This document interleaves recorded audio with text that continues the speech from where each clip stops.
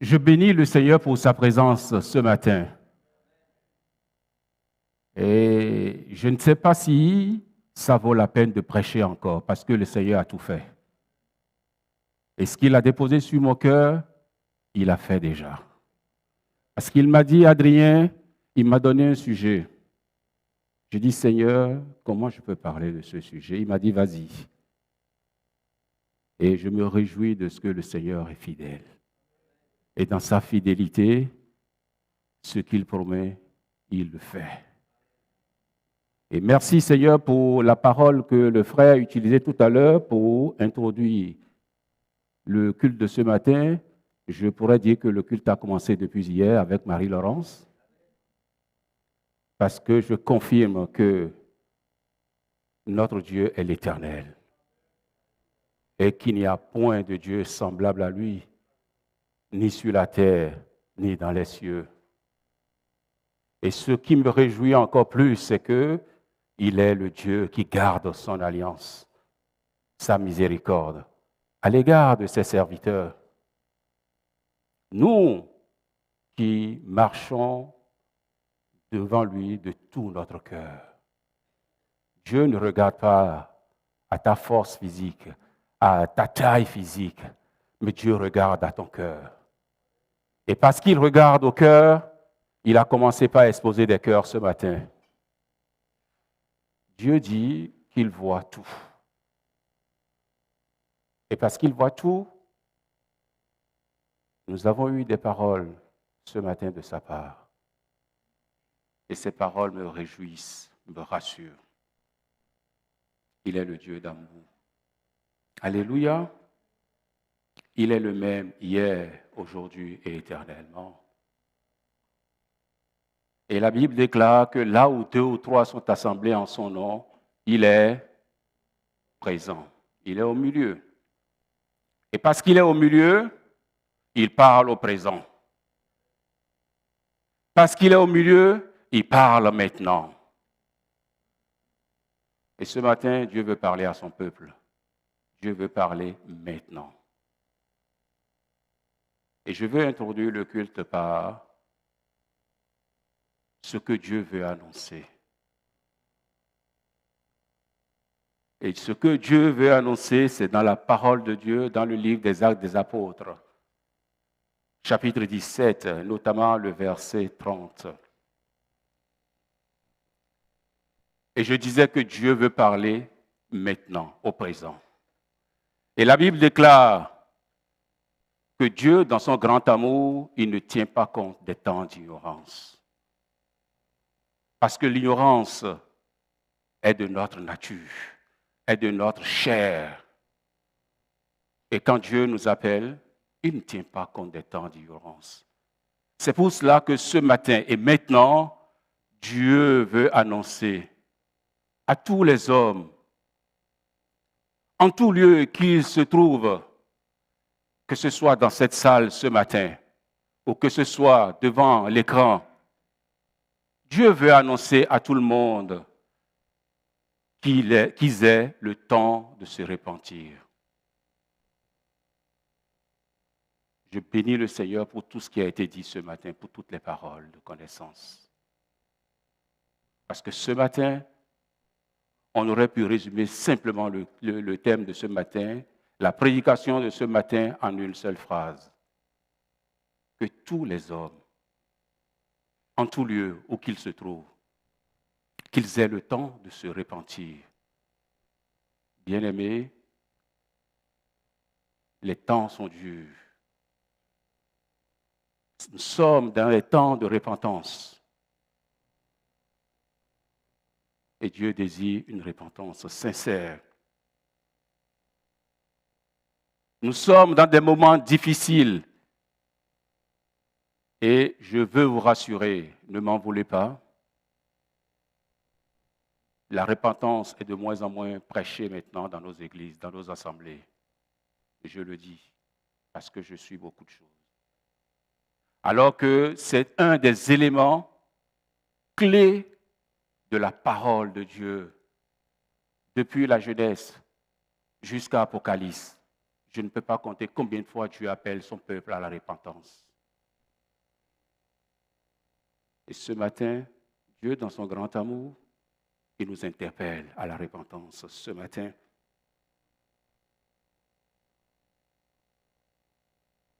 Je ne sais pas pourquoi la repentance est de moins en moins prêchée, mais je pense personnellement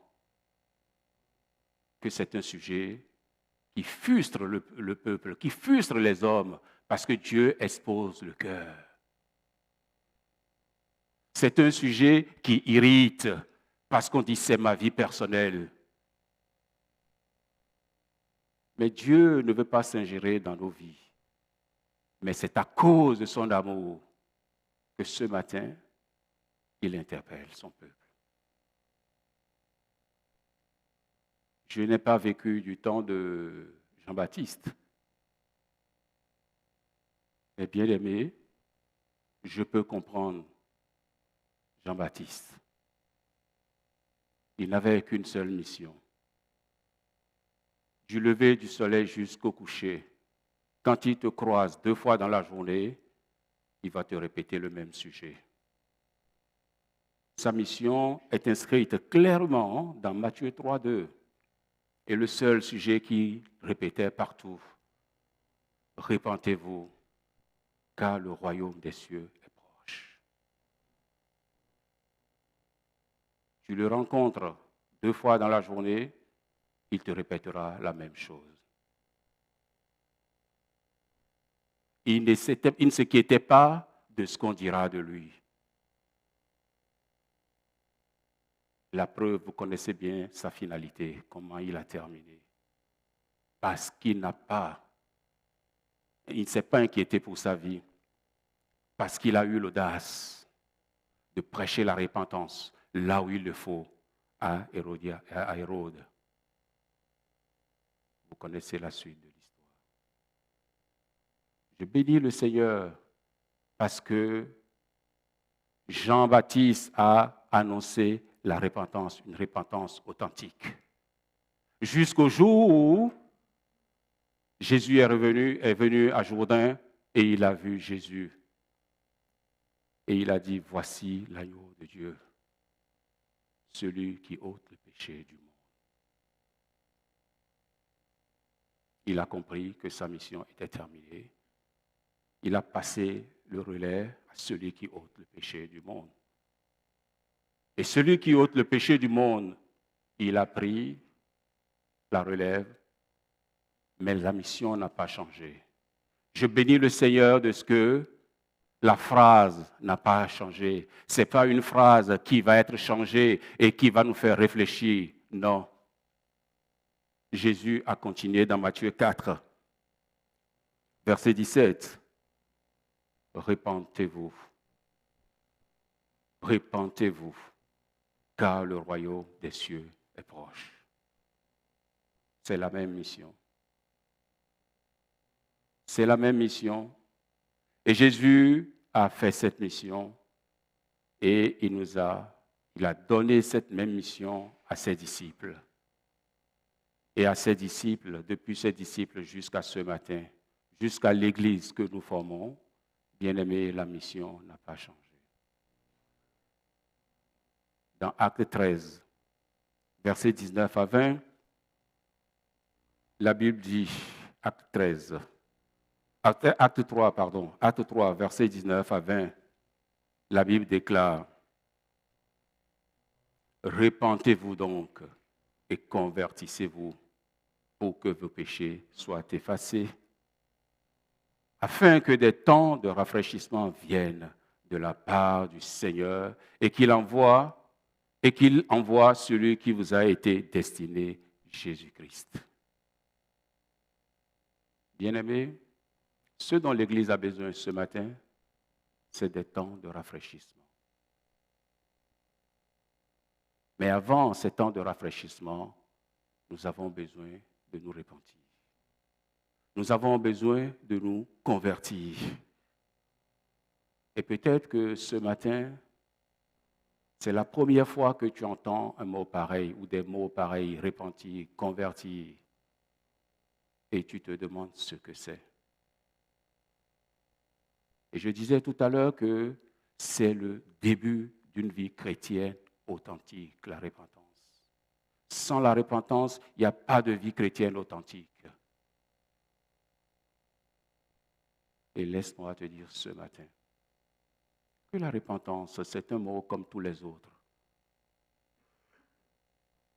C'est un mot qui dérive du mot grec métanoia, et je ne vais pas rentrer dans ce détail, qui veut simplement signifier changement de pensée, changement radical d'idée.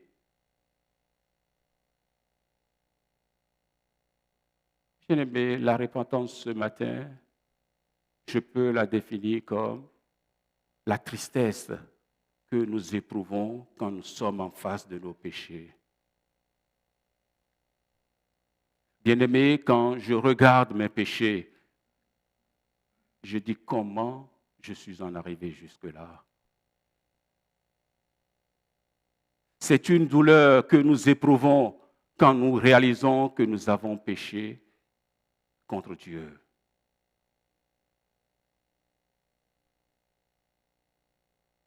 Et cette tristesse et cette repentance nous amènent à ce que c'est que le métanoïa, c'est-à-dire le changement d'idée, le changement de pensée, le changement de mentalité par rapport à l'œuvre de la croix. Bien-aimés, ce matin, nous avons besoin de nous voir comme un miroir dans la parole de Dieu. La Bible déclare dans Romains 3,10 qu'il n'y a point de juste, pas même un seul. Je ne sais pas combien nous sommes dans cette salle, combien nous sommes devant nos télés, mais ce n'est pas moi qui le dis, c'est la parole de Dieu. Qu'il n'y a pas de juste, pas même un seul. Et plus loin dans le verset 23, il dit « Car tous ont péché et sont privés de la gloire de Dieu. » Bien-aimés, c'est ce que nous étions. Nous avions tous péché, nous sommes privés de la gloire de Dieu. Mais Dieu, dans son grand amour, il a envoyé Jésus pour ma vie, pour vos vies, afin que nous soyons pardonnés, nous soyons délivrés de nos péchés. Et ce matin, peut-être que dans ton cœur, tu te dis, mais moi, je n'ai pas péché. Alors, mais écoutez, mon casier judiciaire est vide. Et encore pire, je ne suis pas un meurtrier, je n'ai jamais tué une mouche. Mais ce matin, la Bible nous parle du péché, depuis Genèse jusqu'à Apocalypse. Et le péché est clairement identifié dans la Bible, en plusieurs endroits. Mais ce matin, permettez que je prenne juste un seul verset, au travers duquel nous allons nous mirer. Nous allons comprendre ce que c'est que le péché. Parce qu'aujourd'hui, nous sommes dans une société où le péché est tronqué. C'est-à-dire, il n'y a plus de péché aujourd'hui. Oh, mais c'est une erreur. Oh, ça va te passer. Oh, mais écoute, ce n'est qu'une contre-vérité. Ce n'est pas du mensonge, ça. Nous avons des excuses à tout. Et ce matin, nous allons voir une définition du mot péché, de ce qu'est le péché dans la parole de Dieu, notamment dans 1 Jean 3 et 4. 3, verset 4. 1 Jean 3, verset 4. La Bible dit, tous ceux qui commettent le péché luttent contre Dieu. En effet, nous allons voir ce verset. Merci Edwige, tu as placé. Nous allons le lire dans la version Louis II. Nous allons lire ce verset dans plusieurs versions. D'abord, nous allons lire ce verset dans Louis II, où la Bible dit que tous ceux qui commettent le péché luttent contre Dieu. En effet, commettre le péché, c'est lutter contre Dieu. Et dans la parabole du semeur, dans la version du semeur,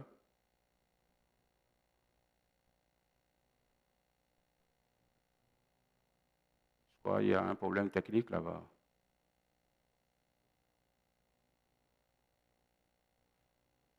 Version semeur, celui qui commet le péché viole la loi de Dieu, car le péché, par définition, est la violation de la loi de Dieu.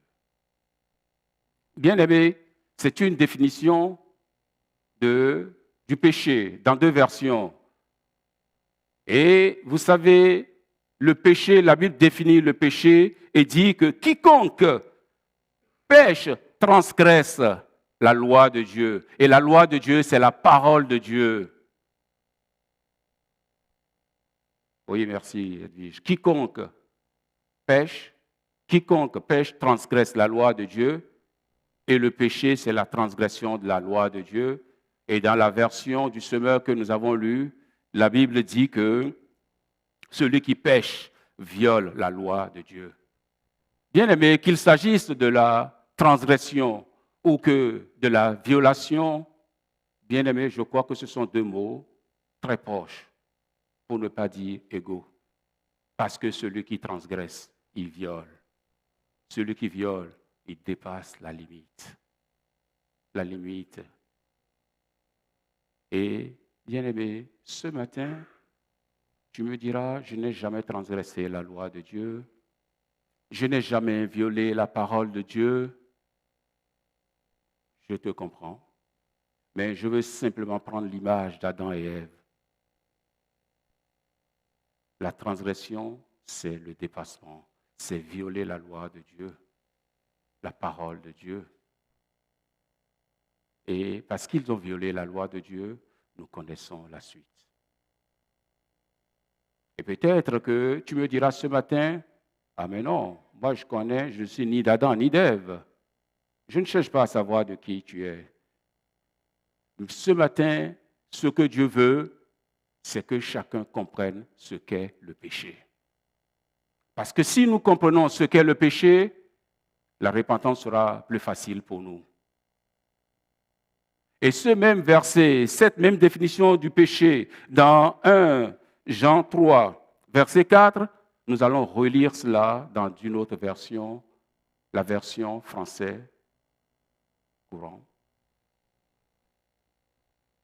La parole de Dieu déclare que quiconque pêche s'oppose à la loi de Dieu, car le péché est la révolte contre la loi de Dieu. Quiconque pêche s'oppose à la loi de Dieu, s'oppose à la parole de Dieu. Et dans la version parole de vie, la Bible déclare aussi que celui qui pêche lutte contre Dieu. Je ne sais pas si vous est arrivé une fois de lutter contre Dieu. Ou alors, je ne sais pas si vous est arrivé une fois de vous opposer à la parole de Dieu. Bien-aimés, dans une lutte, on s'oppose volontairement et violemment à l'adversaire. Et si cela vous est arrivé une fois de vous opposer à la parole de Dieu, de dire non, je ne veux pas ça, bien-aimé, je ne veux condamner personne. Mais au vu de la parole de Dieu, c'est un péché. Et tout comme je le disais tout à l'heure, nous avons besoin de nous repentir. Bien-aimé, Dieu est un Dieu d'amour. Il n'accuse personne. Mais dans son grand amour, il veut que nous revenons à lui. Et ce matin, Dieu a parlé. Dieu a été encore plus précis avec les paroles que nous avons reçues. Et je suis certain que Dieu interpelle. Et je bénis le Seigneur pour mon frère Bogdan, qui en a profité tout de suite pour dire Dieu interpelle, parce qu'il comprend le langage de Dieu. Et ce matin, Dieu nous interpelle encore dans son grand amour. La parole de Dieu dit dans Ézéchiel 18, 32, que Dieu ne désire pas la mort de celui qui meurt. J'aime bien la Bible. Dieu ne désire pas la mort de celui qui meurt. Simplement parce que la Bible déclare que le salaire du péché, c'est la mort. Ce qui veut dire que celui qui pêche a droit à un salaire. Et son salaire, c'est la mort. Et ce matin, Dieu, dans son amour, dit qu'il ne désire pas la mort de celui qui meurt, c'est-à-dire de celui qui pêche. Mais ce qu'il désire, c'est que nous nous convertissons. Ce qu'il désire, c'est que celui qui est en train de mourir se convertisse et donc qu'il vive. Dieu ne veut pas des mourants. Dieu veut des personnes vivantes. Et pour être vivants, nous avons besoin de nous convertir, de revenir à la parole de Dieu. C'est pour cela que Dieu ne se lasse jamais de dire « Revenez à moi. Je reviendrai à vous. Revenez à moi. Je reviendrai à vous. » C'est une promesse de Dieu qui nous est réitérée ce matin. Ne regardons pas au qu'en dira-t-on, de ce que mon voisin dira, de ce qu'on dira de moi, que je suis perdu. Bien au contraire, bien-aimés, revenons à Dieu ce matin en tant qu'Église. Revenons à Dieu individuellement, parce que la parole de Dieu, Dieu nous interpelle d'abord individuellement. Dieu ne cherche pas un homme costaud, un homme faible, un homme costaud ou un homme de quelque taille que ce soit, mais ce qu'il désire ce matin, c'est un cœur. Et dans Jérémie 3, 22, la parole de Dieu dit, « Revenez, enfants rebelles. Je pardonnerai vos infidélités. Revenez, enfants rebelles. Je pardonnerai vos infidélités. » C'est une promesse de Dieu. Et ce matin, Dieu réitère sa promesse. Il dit, revenez, je pardonnerai vos infidélités. Et je crois que ce matin, nous répondrons à l'appel de Dieu et nous dirons, nous voici, car tu es l'Éternel, notre Dieu. Alléluia. Nous bénissons le Seigneur parce que quand nous revenons à lui, il nous prend tels que nous sommes. C'est lui qui fait le travail. Et quand nous revenons à lui, nous devenons un enfant de Dieu. Et la Bible déclare dans Jean 1, 12 à 13, à tous ceux qui l'ont reçu, à tous ceux qui croient en son nom,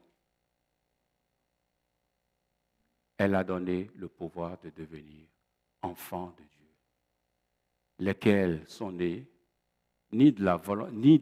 non du sang, ni de la volonté de la chair, ni de la volonté de l'homme, mais de la volonté de Dieu.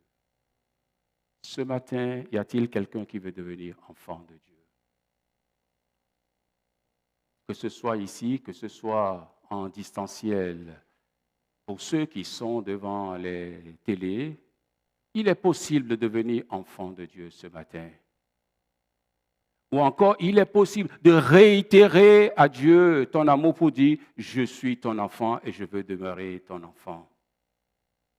Parce que vous savez, quand nous devenons enfants de Dieu, nous rentrons dans la filiation de Dieu. Et quand nous rentrons dans cette filiation de Dieu, comme nous l'avons dit, nous l'avons lu dans Jean 1, 13 à 14, Dieu devient notre Père. Et quand Dieu devient notre Père, c'est alors, en ces moments, que nous avons le droit de réciter la prière quotidienne que Jésus a enseignée dans Matthieu 6, 9. quand nous devenons enfants de Dieu, nous pourrons dire clairement, notre Père qui est dans les cieux. Parce que c'est lui qui nous a appelés. Nous appartenons désormais à la filiation de Dieu. Et quand nous sommes rassurés que nous appartenons à Dieu, alors, bien-aimés, nous avons un devoir à faire, c'est de sanctifier le nom de Dieu.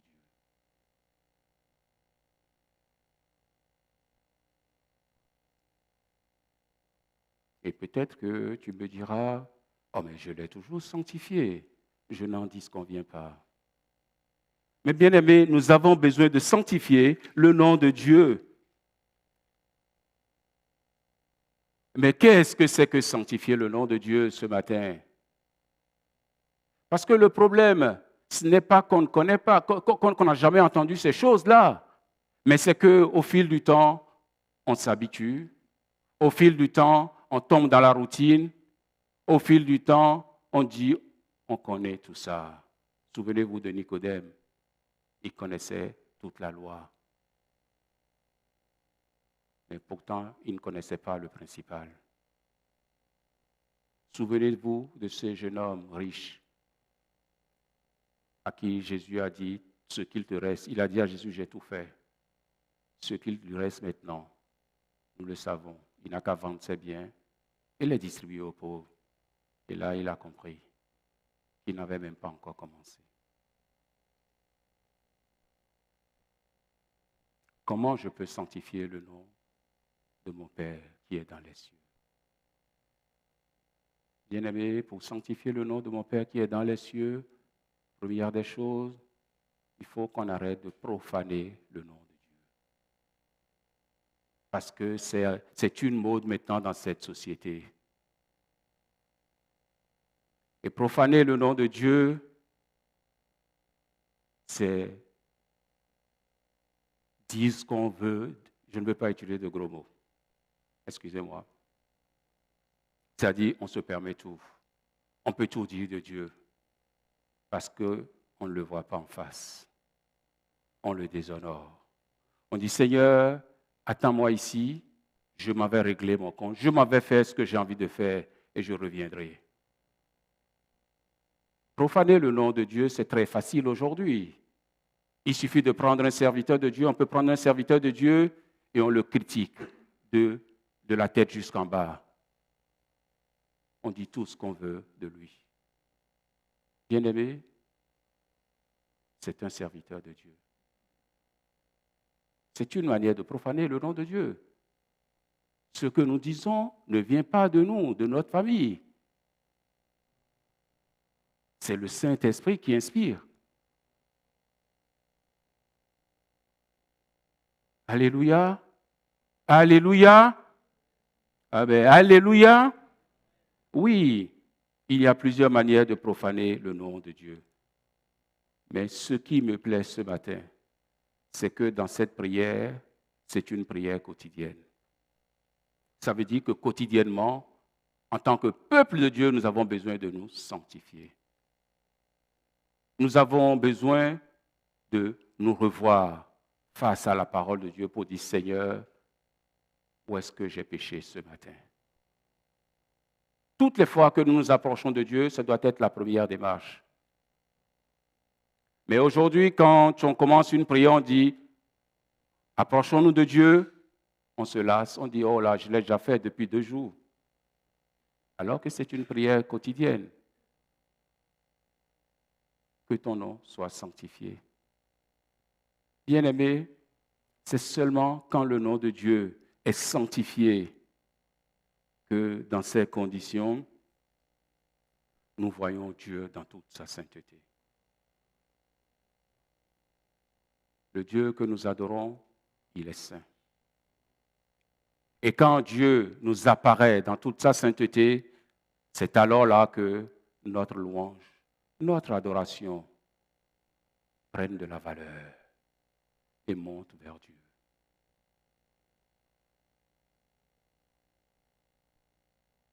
Et quand nos louanges, nos adorations montent vers Dieu, vous connaissez la suite. La gloire de Dieu descend. Et quand la gloire de Dieu descend, la volonté de Dieu se fait au milieu de nous ici dans l'assemblée, comme elle doit se faire au ciel.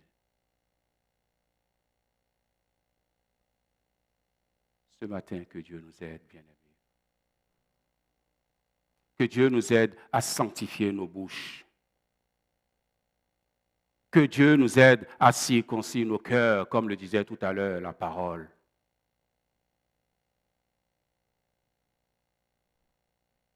Ésaïe pouvait dire dans Ésaïe 6, versets 1 à 2, je crois, Ésaïe 6, il pouvait décrire la gloire de Dieu qu'il a vue. Il a dit, je vois le Seigneur sur son trône élevé, et le pan de sa robe remplissait le temple. Et la suite, les séraphins qui criaient, quand vous lisez la suite, Saint, Saint, Saint est l'Éternel. Bien-aimés, nous avons besoin de voir notre Dieu élevé sur son trône élevé dans cette assemblée. Nous avons besoin de voir Dieu dans toute sa grandeur. Et nous avons besoin de joindre nos voix à celles des anges et des archanges pour dire qu'il est saint, notre Dieu. Il est 3 fois saint. Pour dire que la terre est remplie de sa gloire, que ces lieux sont remplis de sa gloire. Et quand la terre est remplie de sa gloire, quand l'Église rentre dans le plan de Dieu, bien-aimé, c'est là que nous commençons réellement la mission que nous avons. Aller partout les nations, jusqu'aux extrémités de la terre. Et même, on n'a même plus besoin d'aller. Nous avons connu des moments en Afrique où il y a une église qui était en connexion, pour utiliser le mot de Matthieu, avec Dieu, où tu ne peux pas passer devant cette église. Tu es dans le bus, tu passes, tu descends et tu cours dans l'église pour aller adorer Dieu. C'était en Côte d'Ivoire. Et c'est ce que nous appelons dans le langage chrétien le réveil. Bien-aimés, nous avons besoin d'une église réveillée. Je ne suis pas là ce matin pour vous frustrer. Excusez-moi, parce que j'observe un calme, je peux entendre les mouches voler. Mais ma mission ce matin n'est pas de terroriser qui que ce soit, non plus d'irriter, mais que la parole de Dieu, qui ne lui retourne jamais sans avoir accompli son effet, ce matin est son effet au milieu du peuple de Dieu. Parce que c'est ici que la parole de Dieu peut être annoncée dans toute sa vérité. Il n'y a que nous qui allons considérer la parole de Dieu dans toute sa puissance pour dire, Seigneur, viens, nous sommes là pour toi ce matin. Et ainsi, si nous savons dire, viens, prends ta place de Dieu au milieu de ton peuple, nous serons, l'Église seront le cœur de Dieu. Et l'Église seront le cœur de Dieu doit être une Église vivante. L'Église selon le cœur de Dieu, la Bible dit, nous devons être le sel de la terre. Et le sel de la terre, c'est pour donner le goût à la terre. En ces moments pénibles, en ces moments durs, où il y a la crainte partout, nous devons nous réjouir parce que nous serons en pleine mission. Et nous allons voir des âmes s'ajouter chaque matin. Nous avons besoin de nous réveiller. Nous avons besoin de nous examiner ce matin par rapport à la parole de Dieu. Non pas que je veux culpabiliser qui que ce soit, mais la parole de Dieu veut ce matin que nous sortons de nos habitudes. Nous sommes tellement habitués à certaines choses que nous ne savons plus ce que c'est que le péché. Mais je bénis le Seigneur de ce que encore nous savons faire la différence entre notre main droite et notre main gauche.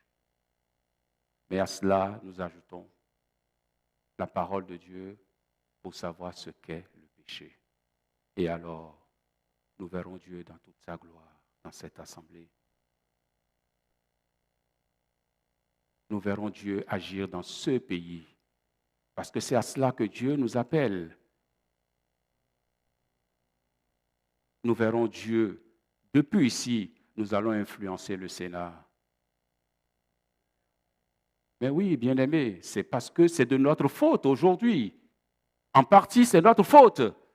Si le Sénat, des lois sont décrétées, c'est parce que nous ne prions pas. Et je mesure bien ce que je dis. Dans Daniel, on connaît Daniel. On a vu Daniel. Le roi de Nebuchadnezzar, il n'a même pas attendu de voir le Dieu. Il s'est prosterné tout de suite devant Daniel. Il a dit, ton Dieu est le Dieu des dieux. C'est un roi. Daniel n'est pas un roi. Mais dans Daniel 2, vers la fin du chapitre, on a dit, la Bible déclare que Nebuchadnezzar s'est prosterné devant lui. Il a déclaré, ton Dieu est le Dieu des dieux. Bien-aimés, c'est là où nous devons en venir. Et j'ai foi que nous allons y arriver. J'ai foi que nous allons y arriver. J'ai foi que nous allons y arriver. Amen. Parce que tous ensemble, nous sommes le peuple de Dieu. Dieu nous a appelés ensemble. Nous sommes une nation sainte. Est-ce qu'il y a une nation comme ça sur la terre ici, vous avez vu? Est-ce qu'il y a une république qu'on a décrétée république sainte? Mais nous sommes une nation sainte. Nous sommes des sacrificateurs. Et l'auteur de l'univers, c'est notre Dieu. Nous devons prendre possession de ce qui est à nous, bien-aimés. Et cela est possible seulement dans la prière. Oui, je crois que le temps est avancé. Il y a encore beaucoup de choses à dire. Mais ce matin, nous allons nous arrêter simplement là pour que nous ne soyons pas débordés de partout. Nous avons simplement besoin de comprendre que nous devons revenir à Dieu continuellement à travers la sanctification. La sanctification sans laquelle nul ne verra le royaume de Dieu. Mais nous voulons voir ce royaume. Non seulement le voir, mais nous voulons être membres de ce royaume. Et nous le serons, bien-aimés. Et ce matin, avant de terminer, Dieu a annoncé à tous les hommes, en tout lieu qu'ils se trouvent, que ce soit ici ou que ce soit en distanciel, Dieu a annoncé que nous avons besoin de nous repentir. Ce matin, permettez que nous fermions rapidement les yeux et que, au vu de ce qui a été dit, que chacun puisse se voir dans la parole de Dieu comme un miroir. On se regarde dans un miroir. Et pendant que chacun se regarde, mon frère Bodan l'a fait, mais on le fera encore. Si ce matin, tu te sens interpellé par la parole, je ne dis pas que tu es un pécheur. Je dis si tu te sens interpellé par cette parole, que ce soit ici ou que ce soit devant ton poste d'écran, devant ta télé, bien-aimé, en toute humilité, lève simplement ton petit doigt là où tu es.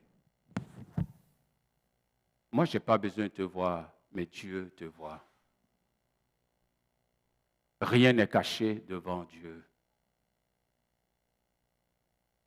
Et ce matin, simplement, je vais prier pour toi.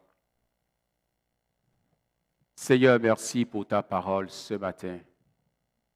Oh oui, ta parole que tu as annoncée maintenant, aujourd'hui pour moi. Et je la prends, pas Seigneur.